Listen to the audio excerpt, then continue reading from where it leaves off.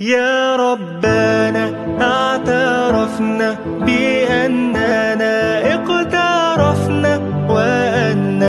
Mohon Ustadz kongsikan amalan yang membuka pintu rezeki dan juga berkongsi perkara-perkara yang menutup pintu rezeki. Oh, dia cerita pintu lah. Itu ada buka, ada tutup. Datanglah seorang yang dililit utang. Ya Rasulullah, aku ni susah, dililit utang. Apa doa yang aku baca? Kata Nabi, minta perlindungan daripada 8. Allahumma inni a'udzubika minal hammi wal hazan wal ajzi wal kasal wal jubni wal bukhl wa dala'id daini wa ghalabatir rijal. Minta daripada 8. Allahumma inni a'udzubika minal hammi, selamatkan aku daripada susah hati, wal hazan, segala kesulitan dan kesulitan-kesulitan. Allahumma inni a'udzubika minal hammi wal hazan wal ajzi, lemah, wal kasal, malas, wal jubni, takut, wal bukhl, pelit, wa dala'id daini, dililit utang, wa ghalabatir rijal, dikuasai orang lain. Bila kita dah dililit utang, maka kita dikuasai orang lain, maka kita minta yang 8. Tapi jangan cuma baca doa saja, fahami maknanya. Ustaz, saya dah baca doa ni sebulan, kenapa hutang tak juga terbayar? Awak baca saja, ya, tak kerja. Orang yang berusaha tapi tidak berdoa sombong. Bekerja pagi petang siang malam, tak ada mau berdoa, sombong. Orang yang hanya berdoa tak mau bekerja, pesong. Oleh sebab itu dua-dua mesti kita buat. Tapi kan rezeki sudah dijamin Allah. Betul, ini rezeki dijamin Allah. Ini rezeki saya, air untuk saya, ditakdirkan untuk saya, memang sudah dijamin oleh Allah SWT. Garanti ini punya Abdul Somad, tertulis di Lauhul Mahfuz, Abdul Somad. Tapi bila tak ada usaha nak buka tutup, nak masukkan dalam, boleh ke tengok aja masuk ke mulut? Mesti ada usaha. Oleh sebab itu maka banyak-banyak beribadah. Falyabudu rabb hadzal bait.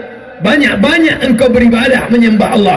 Kalau ibadah kau lakukan, Allah akan beri engkau doa. Apa dia?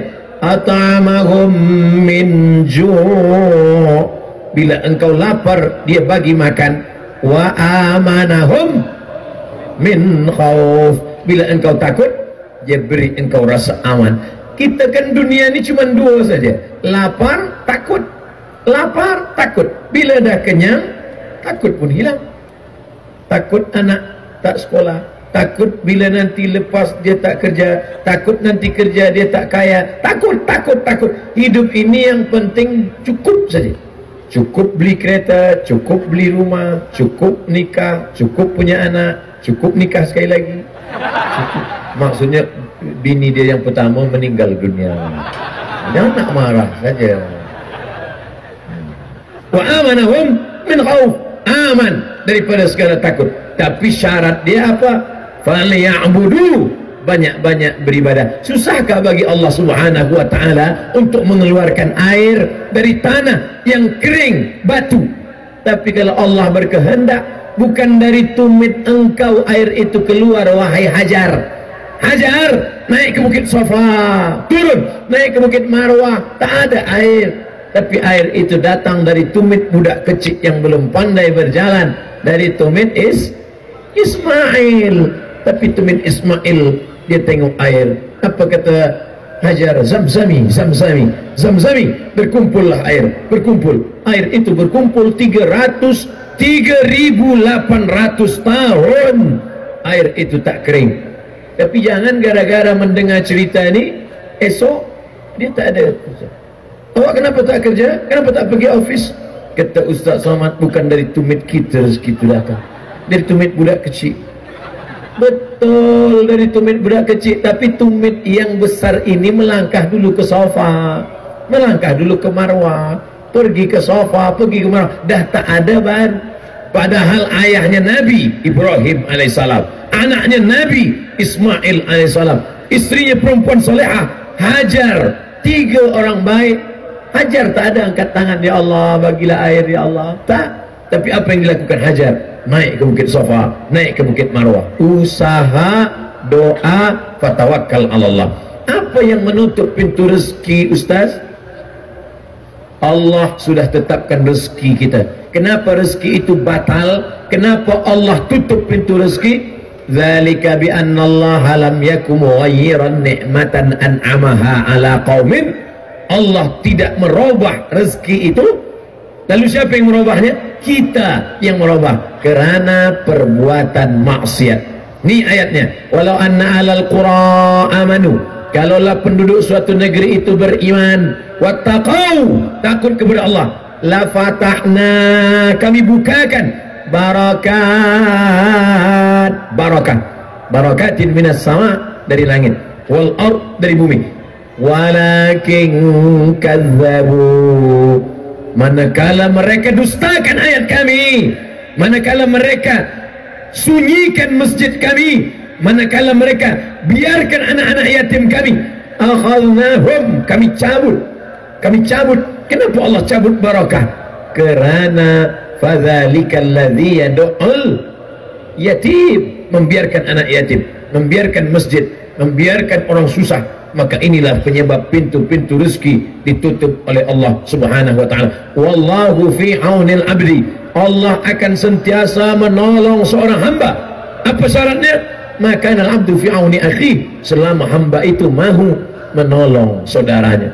Engkau sanggup membeli kereta yang mewah, sanggup membeli rumah yang besar, sementara anak yatim fakir miskin tak makan. La yu'minu ahadukum, kamu tidak beriman, tak beriman kata Nabi, hatta yuhibba li akhi, sampai kau sayang kepada saudaramu seiman, ma yuhibbu li nafsi, sama seperti sayang pada diri sendiri. Dua, Ustaz, sekiranya saya ingin membuat persediaan kedatangan Dajjal, yaitu dengan menyediakan bekalan air dan makanan yang banyak. Oh, dia dah siap-siap dah. Bila Dajjal datang, saya dah siapkan ini rumah di bawah tanah, ada air, ada makanan. Adakah bekalan ini lenyap dan hilang apa Dajjal muncul? Dajjal boleh tunjuk langit, ya sama imtiri, turunkan hujan. Ya ardi umbuti, wahai tanaman tumbuhkan, tumbuh. Dajjal tunjuk pada mayit, orang mati, ya mayit qum, tegak, mayit tegak berdiri. Bila suruh langit hujan, suruh bumi tumbuh tanaman, suruh mayat tegak berdiri, susahkah bagi Dajjal untuk berkata, hai yang siapkan makanan bawah tanah, hilang. Makanan yang kau simpan hilang, handphone bawah hilang. Dajjal punya kerja, sebab dia nak tunjuk kafir. Jadi yang perlu kita siapkan ini apa? Tiga. Yang pertama, selepas sembahyang, sebelum salam, selepas tasyahud, Allahumma inni a'udzubika min adzabi jahannam wa min adzabil qabri wa min fitnatil mahya wal mamat wa min syarri fitnatil masiihid Dajjal. Yang kedua, hafaz 10 ayat pertama surah Al-Kahfi. Yang ketiga, baca surah Al-Kahfi malam Jumat. Man qara'a surat Al-Kahfi, siapa yang membaca surah Al-Kahfi pagi Jumat, siang Jumat, petang Jumat, malam Jumat, sebelum tenggelam matahari hari Jumat, adha'a lahu, Allah Ta'ala beri dia cahaya, nur minan nur, cahaya ma bainal jumu'ataini, dari Jumat ini hingga ke Jumat ini, dari Jumat ini hingga ke Jumat ini. Kenapa hari Jumat? Sebab hari Jumat hari kiamat. Datang Dajjal hari ini, hari Sabtu, hari Ahad, dia baca hari Jumat, Allah berikan dia cahaya hingga ke hari Jumat, maka dia akan dipelihara Allah. Jumat ini belum kiamat, Jumat nanti kiamat, Dajjal datang, maka Allah akan jaga dia. Maka nanti minta tolong kepada ustaz, tuan guru, kita mengaji tafsir surah Al-Kahfi, supaya bukan hanya sekadar setakat membaca saja, tapi kita pahami maknanya, dan amal perbuatan kita membuat Dajjal takut dan terselamatkan. Mudah-mudahan kita, anak cucu kita selamat daripada fitnah Dajjal. Amin. Tiga, mana yang lebih utama antara amanah dan rasa kasihan? Kita diamanahkan untuk menjaga satu institusi agama, membayar gaji pekerja, Ada di antara pekerja yang kurang komited dan gagal menunaikan tanggung jawab bekerja mengikut standar yang ditetapkan, walaupun diberi teguran dan nasihat berulang kali. Berapa kali? Hampir 10 tahun. Oh, kalau ikut amanah rasanya saya mesti buang pekerja ini. Tapi rasa kasihan kerana nanti bagaimana dia nak menanggung anak, istri, mana yang lebih utama Ustaz? Amanah atau kasihan? La takhunullah, jangan kamu khianati Allah. War rasul, khianati rasul. Wa takhunu amanatikum, kamu mengkhianati amanahmu. Wa antum ta'lamun, dan kamu tahu. Maka oleh sebab itu kita mesti ada punishment, ada hukuman. Bila kamu tidak laksanakan ini, maka akan potong 10%. Bila 2 kali 20%. Bila 3 kali, dalam Islam pun ada hukuman. As-sariqu, pencuri lelaki, was-sariqatu, pencuri perempuan, faqta'u aydiyahuma, potong tangannya. Ada hukuman. Sebab manusia ini dia tidak akan takut, dia tidak akan jera, dia tidak akan berhenti bila tak ada hukuman. Bahawa kita ada rasa kasih, ada kasih sayang, ya. Tapi bila dia tidak berhenti dari pengkhianatannya, dia akan bekerja tidak sesuai standar, maka kualiti produk akan berkurang. Kita ada zalim pada orang banyak. Rasa kasihan pada satu orang, yang kita kasihan 3 saja, dia, anaknya, bini dia. Tapi produk yang tak baik sudah zalimi orang banyak. Kasihan kita pada 3 orang membuat kita aniaya pada banyak orang. Ingat, ada orang yang mati menghadap Allah, sembahyangnya banyak, puasa sunatnya banyak, zikirnya banyak, baca Qurannya banyak, tapi hilang. Sebab apa? Sebab amal yang banyak tadi diambil oleh orang-orang yang dia khianati. Maka kasihan boleh, tapi gara-gara kasihan kita tidak menjadi amanah, kita sudah berubah menjadi khianat. Lalu apa solusi?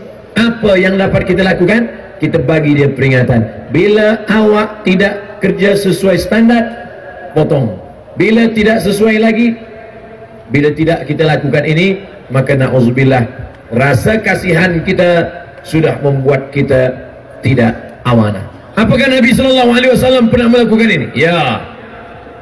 Pulang kembali daripada Yaman, ini kambing saya, ini kambing zakat, ini unta zakat, ini kambing saya.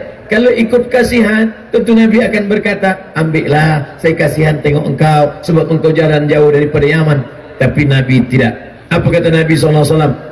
Apakah bila engkau duduk di rumah bapamu, duduk di rumah bundamu, apakah mungkin orang akan datang memberikan engkau hadiah ini?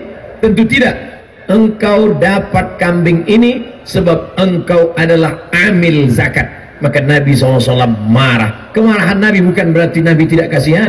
Nabi itu wa ma arsalnaka illa rahmatan lil alamin. Nabi kasihan, tapi tidak ingin mengkhianati amanah. Maka hati-hati antara kasihan dan amanah. 4. Kenapa ada segelintir golongan yang bagus dalam bab solat berjamaah, tapi bukan sekedar tak hadir, tapi tak cukup dan tak suka dengan majlis ilmu? Siapa golongan ini, Ustaz? Mana saya tahu.